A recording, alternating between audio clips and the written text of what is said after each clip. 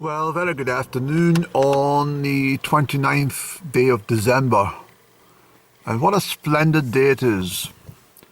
I'm not going to wish anyone a happy Christmas. I've already done that on Boxing Day, but unfortunately I've not bothered to load the stuff from Boxing Day. I've been rather poorly with seasonal affective disorder, which well, it's not unusual to me, but it's been a very severe bout since the 24th of November, actually. That's when I calculated it back to a major collapse of the mind. But nothing today would collapse my mind looking at this particular view. I've pulled in. There's not a lot of places on the Glencoe road to actually park up safely, but I remember this stop. But yeah, most of them you can get in, but you can never get bloody out. But anyone who knows my vlogs will, well, at least anyone who knows Glencoe will realise that this is Buccleuch Moor. There's quite a sizable amount of snow down in the west of Strathearn. The roads around Loch Earn were particularly bad for rainwater and flooding. I mean, talking almost tire deep in stages. So I'll be back before dusk, hopefully, and well, I remember where all the flooded parts are, but hopefully by the time I get back there'll be some sort of receding of the major flow of water. Can't be helped. There's been a lot of rain over the autumn and winter, but I'm confident now that we'll get a couple of more blasts of rain, and we should have a pretty frosty, snowy winter from now on, I think. The full moon in Cancer's just reached its peak in the last couple of days. And it was absolutely gorgeous. I mean, I saw it on the evening of the 26th of December. It was absolutely amazing. Coming up behind Amelry, and the couple of nights thereafter, it was magnificent. On Christmas night, it was on the 27th, it was absolutely magnificent.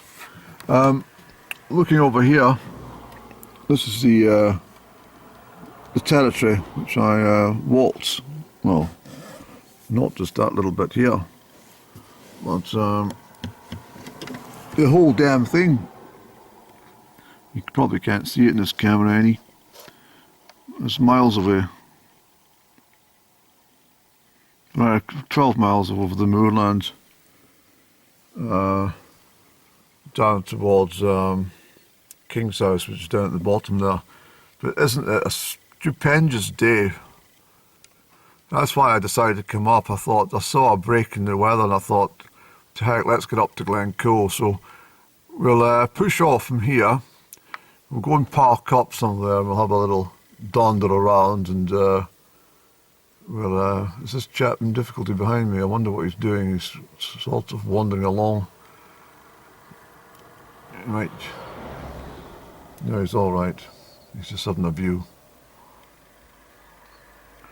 You might see I'm just standing there. Yes, it's a very well photographed piece of road, this. I did phone Bear Scotland, who are responsible for this trunk road, and I said to them, is there any chance of stopping the traffic for about 20 minutes around at 1 p.m? And he says, what's that for? I says, well, I want to take some photographs uninterrupted. And he said, what's the registration number? Told him, and he said, I'll have a look out for you, and if I see you and the make and model of the motor you're driving, I'll wave down the traffic and we'll stop it for you, okay? I said, well, thank you, but he's obviously not seen me, so you've got to ask for these sort of things. But anyway, let's get shooting on, Annie.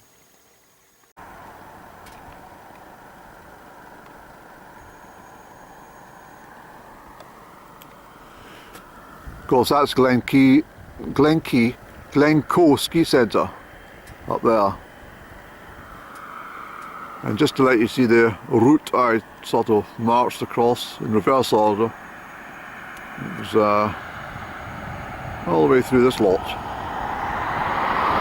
That was in September 21, I think it was. Rannoch station's way out that way. Rannoch Moor. Well, Rannoch Moor stretches quite a bit up there, you see. Beautiful. So here we are in the midst of Glencoe. I'm sure you must agree it's absolutely fabulous. I don't know all the mountain names up here. I think this is the Three Sisters. That's absolutely stunning. It really is. Sorry about the background traffic, but it is our main trunk road.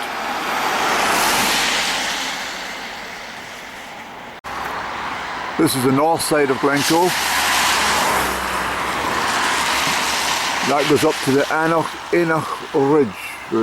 I understand these are almost 4,000 feet, some of these mountains here.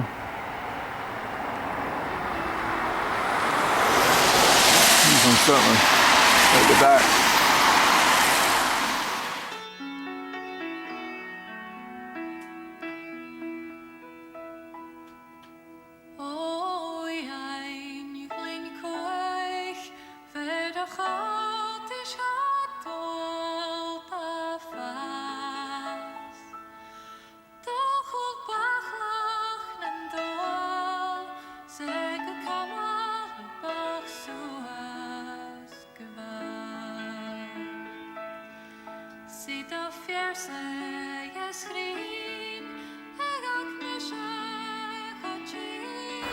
So that's where we've been, but the traffic noise was so loud that it's hardly worth putting up the footage.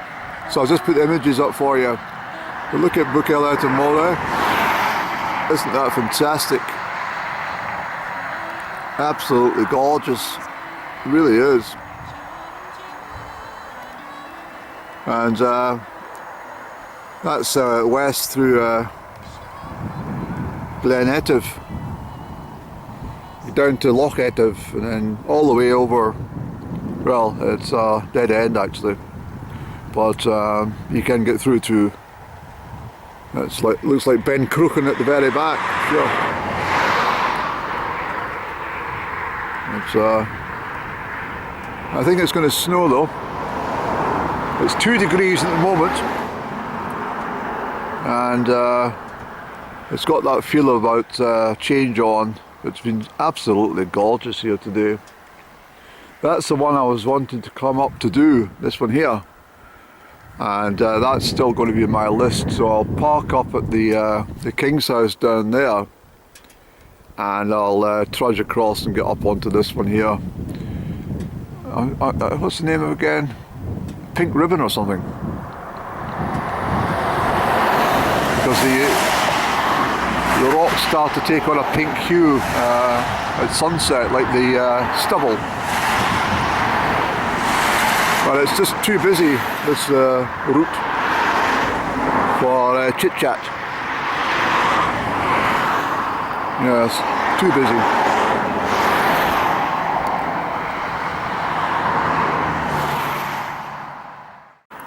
Of course, I have walked the route on the other side of the fence there, which takes you up quite a bit up there, and then you'll swing round into and up onto the Devil's Staircase. And that, of course, is the route I walked about 13 miles over to Rannoch Station from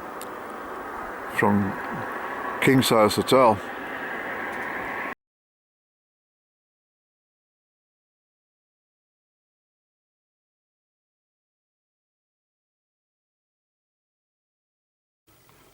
So here we are, I'm back in the King's House Hotel car park.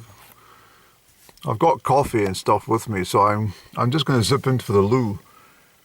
And I have to say it's tremendously busy. The whole of Glencoe is much busier than I expected today. And of course, well, from the days when I was younger, I mean, all these places are much more accessible than they used to be. And although I saw something about Dromocta taking 6 hours to get through a bloody little bit of snow. It's ridiculous. That's all these electric vehicles, I'm sure, they can't handle snow. There's a 333 number along there. That's good, Annie. Well, it's, yeah, it's all looking very good, Annie. And I have to say, I'm pleased I made the effort to come up here today. So let's go and get the loo. And, yes. Okay, so I've been in for the loo, and I just realised, look, I must have arrived here at 10 minutes to 2, which is quite extraordinary at this time. I mean, I think that's just coincidental, Annie, but it is interesting, the time. But anyway, I think what we'll do is I think we'll zip down to, I think we'll stop in some halfway down towards Bridge of Orkney, get a couple of snaps. I mean, it's delightful coming up here today as I couldn't believe the lights. It was just so fantastic, and there was some pockets of mist and across Rannoch Moor. It was really beautiful. But of course, you can't just slam on the brakes and stop and take a photograph every time you see something pretty. But anyway, I'm going to have a quick cigaretto. I've brought some coffee with me, so I think I mentioned this, so I'm going to have a little cup of coffee, keep my brain in order, and then what I'm going to do is I'm going to make tracks, and we'll stop halfway down, as I say, and then we'll get a stopover at Crieff. Yes, we'll get a coffee and a cigarette in Crieff. That's exactly what we'll do, Annie.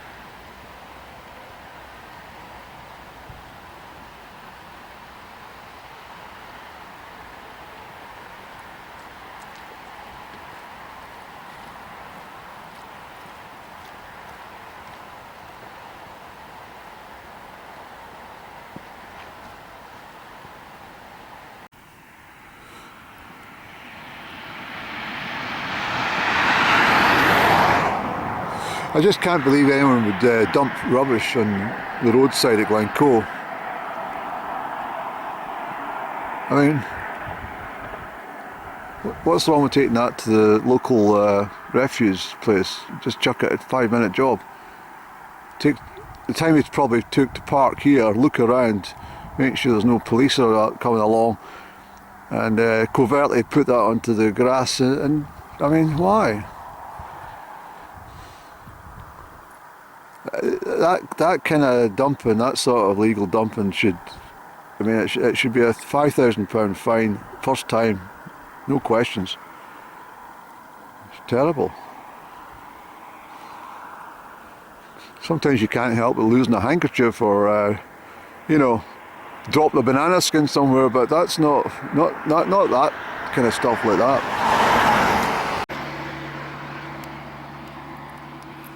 Isn't it fantastic, Annie? Look at the Bridge of Orkney Mountains. Absolutely stunning.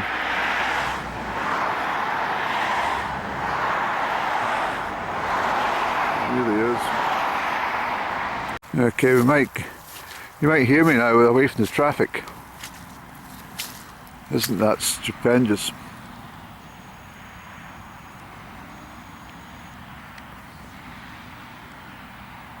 It's gorgeous, Andy.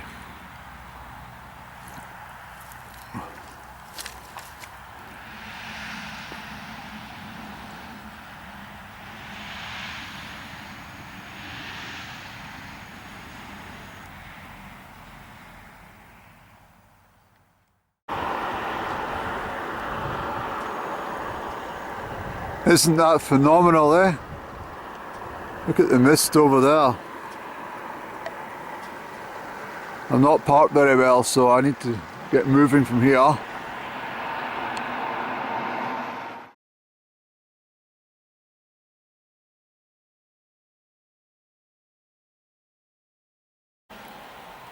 So that's the two mountains I was on back in the September 5th this year. Benmore and Stubinian. They were looking a lot grander from about 2 miles back, 4 miles back actually, at the top of the pass. Unfortunately there's not a bloody place to pull in, so I've come down here, which I know about, and I've swung in. Let me get out the car and we'll have a quick peek. Still next to the, well, this time it's the A85, not the A82. There we go.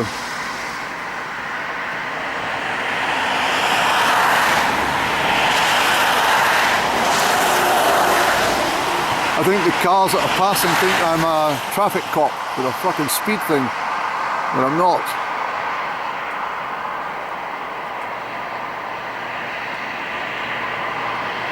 That's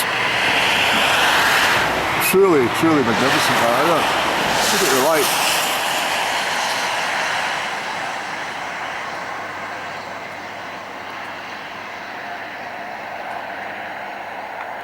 So we're about 2.5 miles from Crieff, and there's fog banks which are very, very common in the Glencoe Loch Tay area.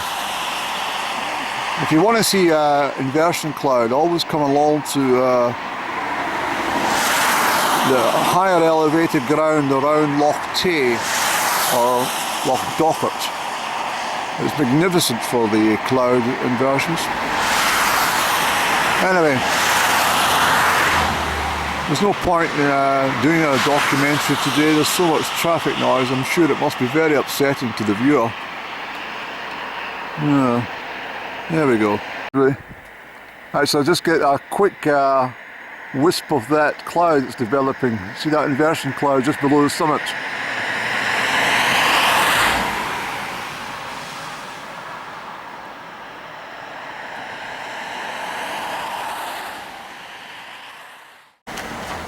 Okay, so I've stopped outside the shop here in Crieff. And I'm going to, although I've got coffee with me, I wanted to zip in and get some of their coffee because it's absolutely brilliant. There we are. There's a pulse fan. My father would have been very proud of me filming a pulse fan. But there we go. So that's that. I'll let this chap in. Just want to park. Right. So there we go.